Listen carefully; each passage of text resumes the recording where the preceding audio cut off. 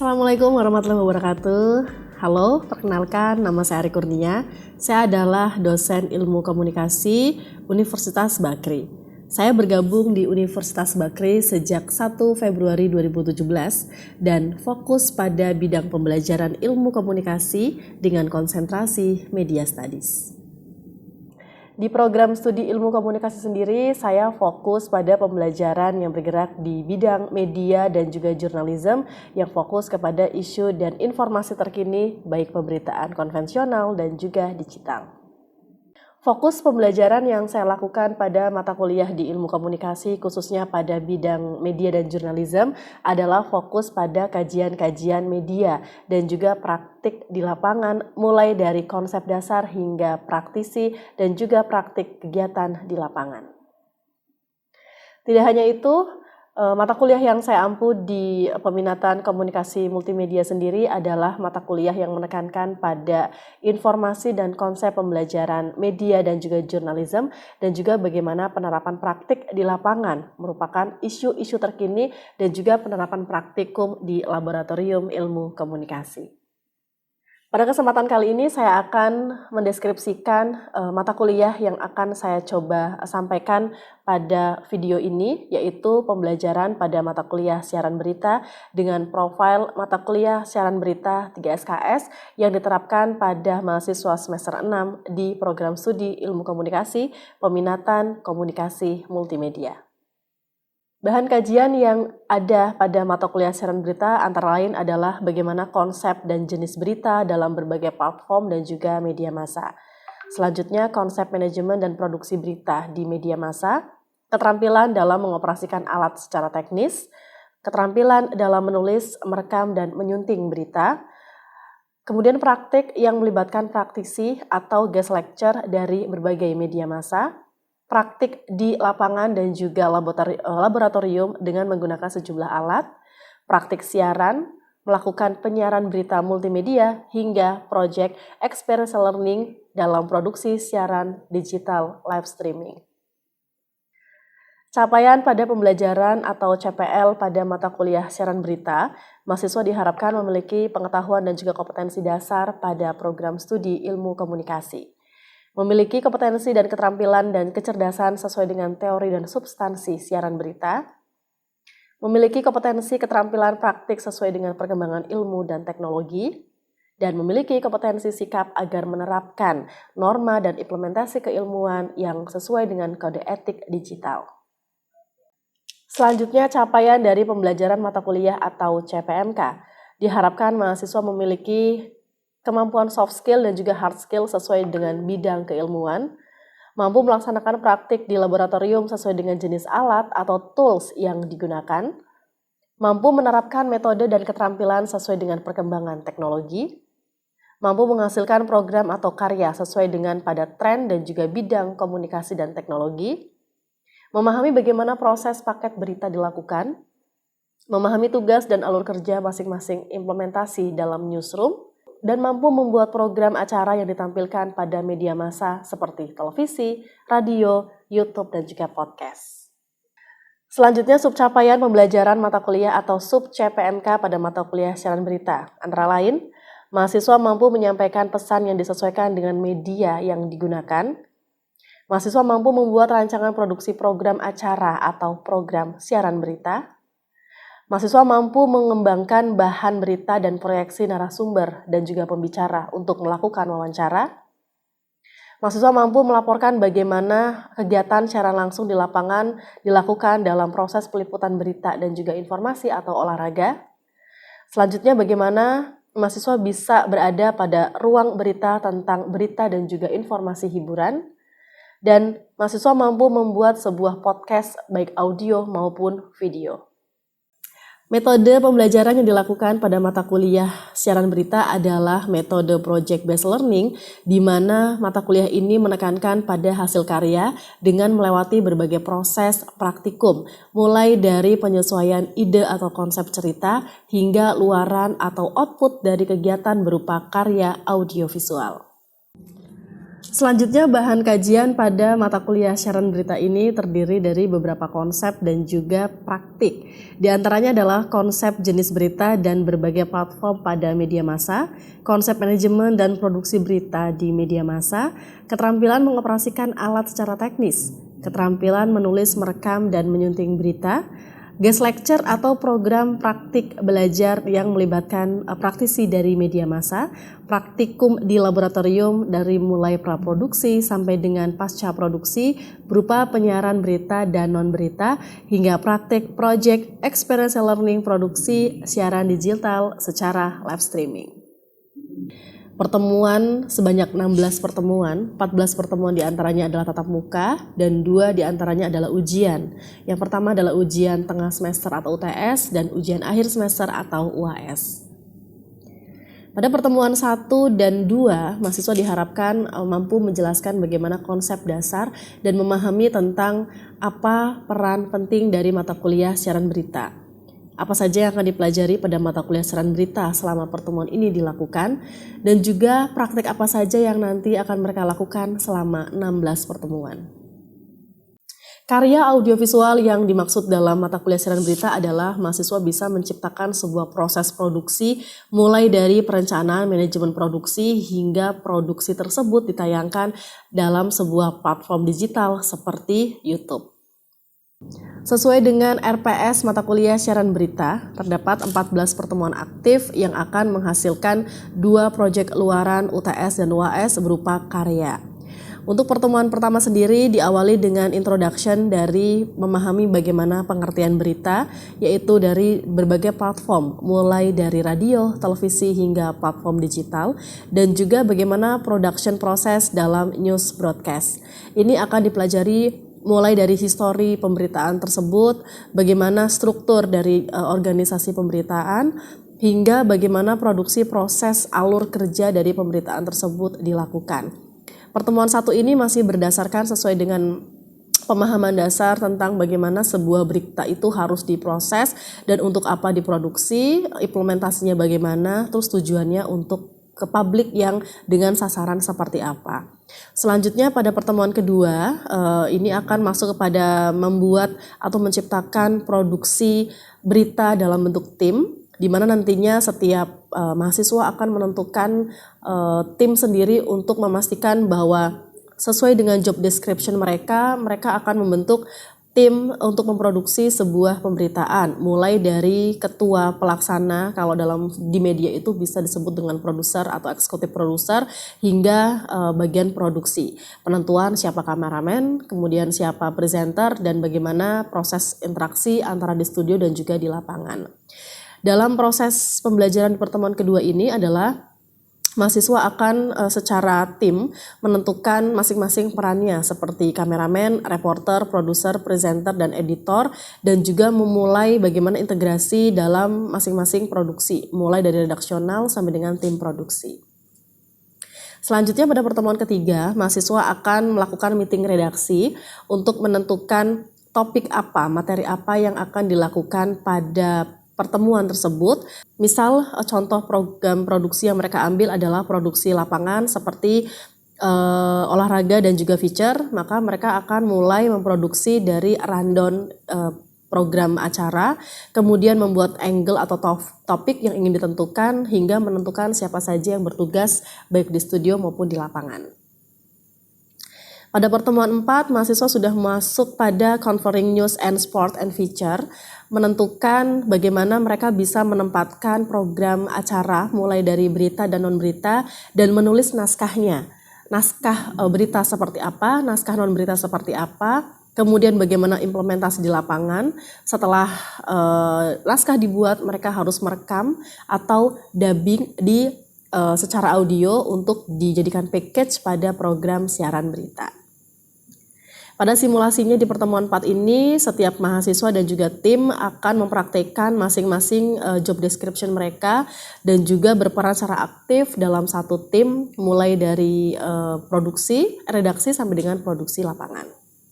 Selanjutnya pada pertemuan 5, mahasiswa melanjutkan di pertemuan keempat, yaitu Covering News and Sport and Feature, di mana pertemuan 5 ini mahasiswa sudah masuk pada 2 tahapan, yaitu tahapan news dan non-news yang di studio, kemudian menghubungkan dengan yang di lapangan, kemudian dilakukan dalam satu proses live streaming.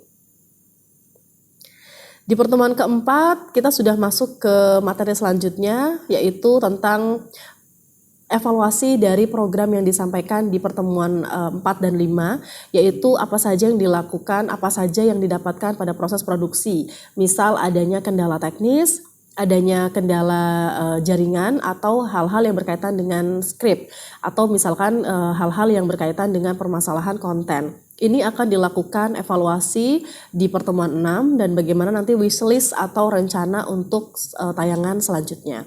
Dan di pertemuan 6 ini diharapkan mahasiswa nantinya akan bisa melakukan evaluasi dan memperbaiki kesalahan dari program yang mereka lakukan pada pertemuan 4 dan juga 5. Selanjutnya di pertemuan 7 akan melakukan review di mana produksi proses praktek yang dilakukan mahasiswa pada pertemuan 4 sampai dengan 6 tadi akan mereka review sesuai dengan topik berita yang mereka bawakan.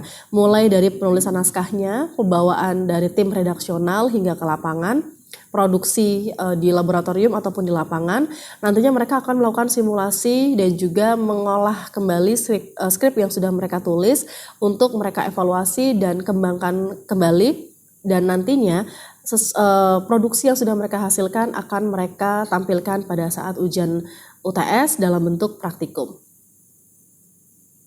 Selanjutnya pada ujian tengah semester atau UTS, mereka akan melakukan ujian secara praktikum per kelompok, di mana bentuk ujiannya biasanya saya akan menerapkan dalam konteks project news package, yaitu mahasiswa diminta untuk melakukan kegiatan siaran berita dalam bentuk package news yang sudah mereka kelola secara tim. Mereka sudah menentukan masing-masing seperti apa karakter dari announcer atau podcaster kalau bentuknya adalah audio, dan kemudian menentukan bagaimana proses editing harus menggunakan nama program.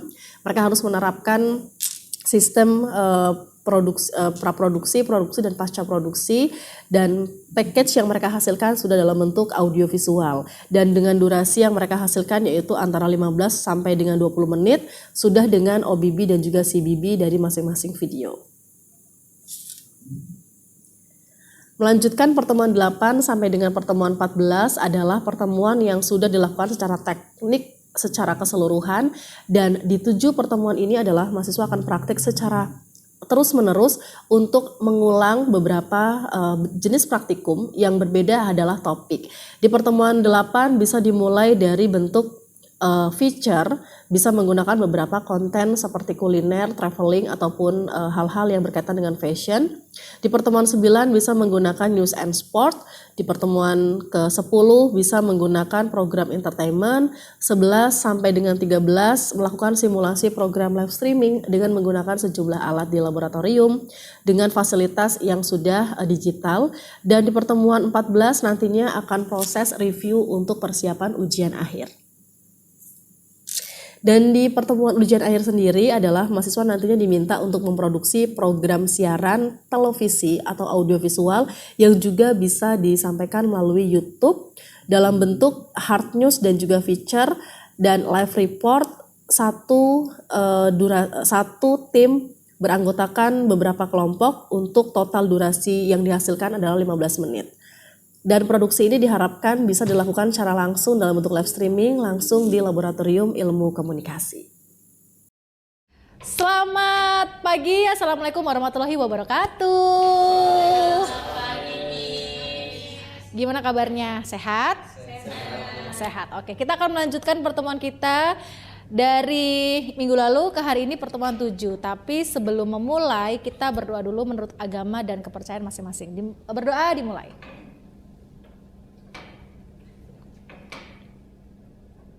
Berdoa selesai, terima kasih. Sehat semua? Sehat. Masih semangat kuliahnya? Masih semangat. Oke, hari ini kita akan masuk ke topik praktik podcaster and news content. Ini adalah mata kuliah praktik yang memang harus saudara semua kuasai satu persatu. Mulai dari konsep utama, menulis naskah, berbicara, selanjutnya harus menggunakan alat. Oke, apa saja yang harus dicapai saudara-saudara di mata kuliah ini adalah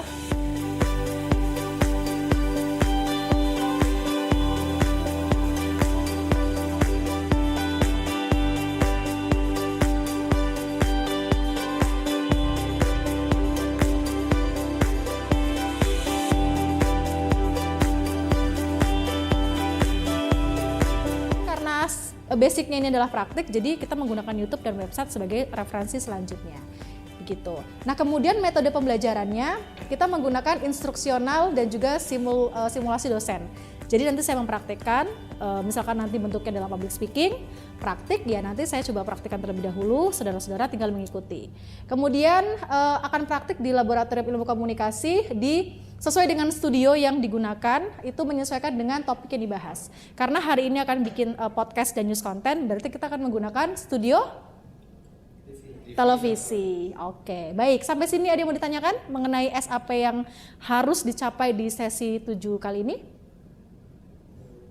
Bisa dipahami? Oke, kalau gitu kita bersiap-siap untuk langsung praktek di studio televisi. Kita pindah ke laboratorium ya. Terima kasih. Ya, selamat datang di Laboratorium Ilmu Komunikasi.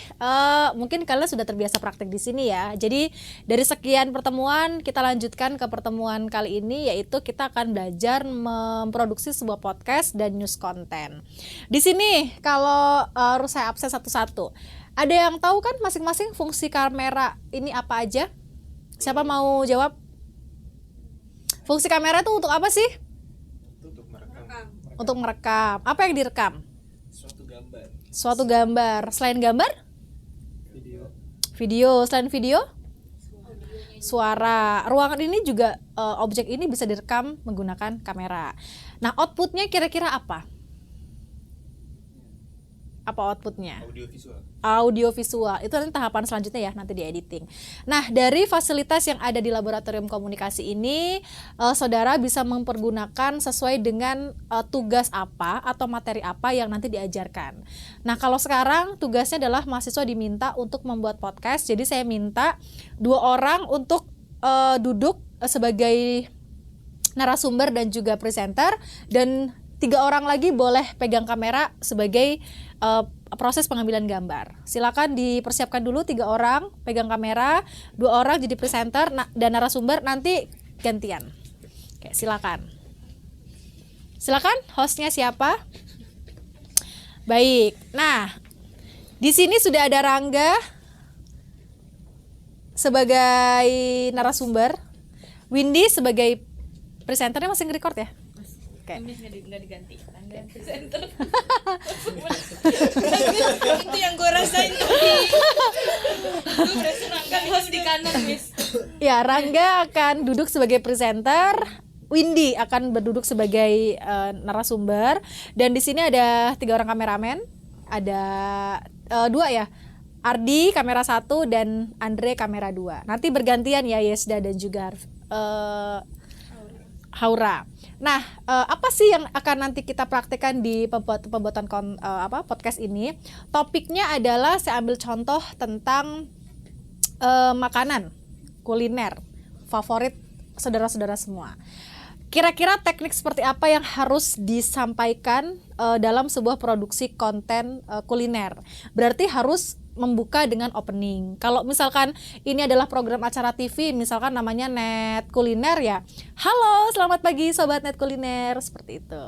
Sapa audiensnya di rumah. Kalau ternyata memang saudara harus praktek di lapangan, begitu harus cari makanan, ya harus diajak. Kira-kira narasumbernya diajak bicara. Misal, saya lagi mau keliling untuk cari makanan atau cemilan-cemilan enak di pinggir jalan gitu ya. Cara openingnya seperti apa sih? Saya praktikan ya. Misalkan gini. Halo Sobat Net Pagi, saat ini saya sudah berada di salah satu kawasan kuliner yang ada di Jakarta Barat. Kira-kira kawasan sini tuh punya identitas makanan yang unik seperti apa sih? Nah, saya sudah berada di lokasi yang dimana makanan di sini tersaji dengan sangat enak. Sudah ada beberapa pembeli, kemudian penjual yang menyajikan makanan yang sangat lezat. Nah, saya mau coba satu-satu nih. Kira-kira seperti apa ya? Ikuti saya. Nah, seperti itu kira-kira openingnya.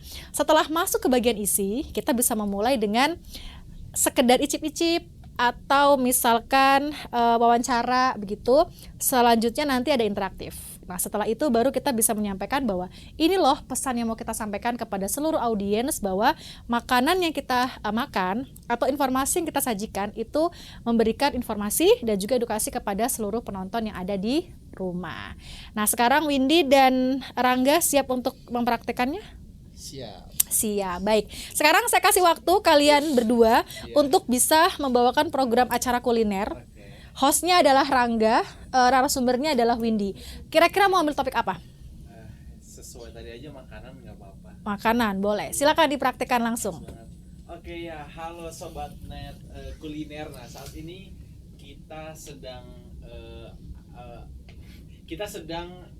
melakukan talk show bersama salah satu food blogger yang ada di Indonesia nih. Nah, salah satunya itu ada, perkenalkan ini adalah Windy. Halo Windy. Jadi ini udah terkenal banget dengan 1 juta subscriber dan 49.000 followers ya. Gitu.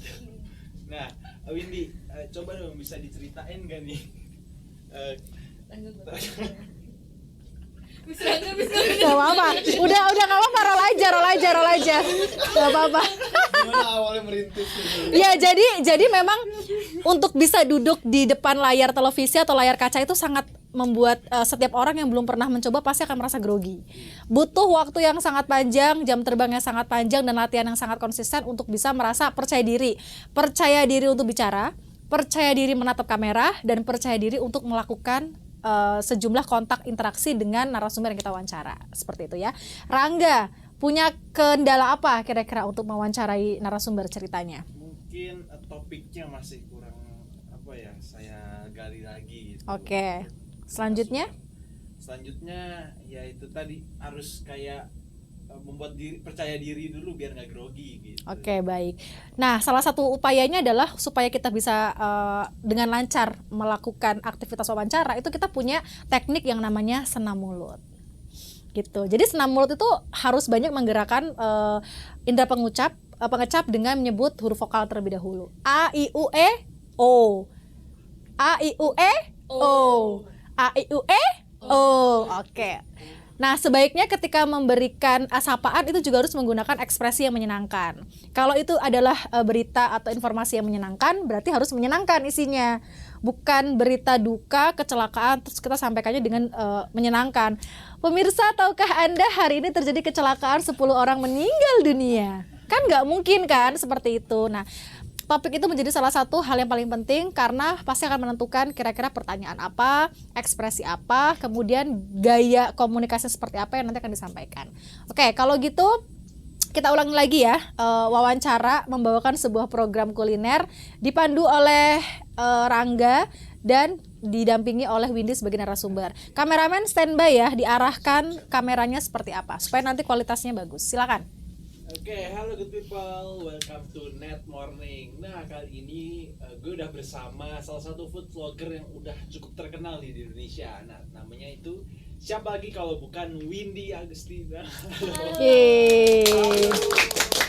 Iya, buat teman-teman di rumah kan pasti penasaran nih, Kak Windy, gimana sih caranya biar jadi food vlogger yang pembawaannya tuh enak, terus bisa terkenal di mana-mana? Oke. Kayak gimana? Sebenarnya kan ya kalau lagi ngevlog soal makanan tuh kan yang dilihat emang cara makan ya nggak sih? Iya benar. Gimana caranya kita bikin penonton tuh jadi lapar kalau nonton bikin ngiler gitu ya. Benar banget. Lanjut Miss. Nah, jadi tadi Rangga sudah mulai nyaman dengan posisi dia membawakan acara. Dia udah tahu nih, oh TV-nya namanya Net Morning, topiknya adalah kuliner. Terus menyebutkan narasumbernya adalah sebagai food blogger terkenal dengan 1 juta subscriber. Berarti topik ini sudah dikuasai oleh Rangga sehingga Rangga merasa gue bisa nih bawain acara ini. Itu yang harus dimiliki pertama kali oleh seorang penyiar. Jadi memang harus punya basic percaya diri yang tinggi. Kemampuan komunikasi yang baik juga sangat penting, karena kalau sebagai presenter terus ngomong di depan kamera ngomongnya itu kan kita pasti apaan sih, pasti orang ganti channel kan. Nah itu sangat disayangkan, dan kita tidak mau menghasilkan mahasiswa yang seperti itu ya. Oke, ini kalau dari sisi layar konten. Sekarang kita kembali ke belakang panggung, menggunakan kamera. Andre dan Ardi, kira-kira kesulitan apa yang kalian rasakan menggunakan kamera sebagai salah satu teknik mengambil objek yang ada di depan kalian? Mungkin kalau dari saya sih framingnya, Mas. Oh, framingnya. Harus yang pas gitu, angle. Mantap ini. Oke. Jadi komposisi headroom gitu juga berpengaruh ya, Andre ya. Kalau objeknya berpengaruh nggak? Sedikit berpengaruh. Kalau Ardi, kira-kira gimana Ardi? Kalau saya kan, kalau setiap kamera kan settingannya beda-beda. Kalau Ya. saya biasa pakai kamera yang biasa saya pakai, terus saya pakai kamera yang baru itu jadi ngeraba-ngeraba lagi, mungkin di situ doang sih kesulitannya. Iya, harus adaptasi alat baru ya. Iya. Oke, baik. Kalau gitu kita coba ganti topik ya. Windy dan juga Rangga bisa ganti dengan Yesda dan Haura. Silakan. Gak apa-apa. Ceritanya aja. Oke. Haura dan Yesda ini ceritanya akan membawakan, kalau tadi kan kontennya lebih ke entertain ya. Sekarang kita ganti kontennya lebih ke news konten. News. Gitu. Oh, itu di mana? Apa sih? Oh, Kok bisa? Nah, oke, lanjut ya. Tararareng, neng, ngomong apa gue? Oh ya, kalau tadi saudara-saudara sudah mempraktikkan bagaimana tadi Rangga dan Windy membawakan acara yang sifatnya feature, kuliner, makanan.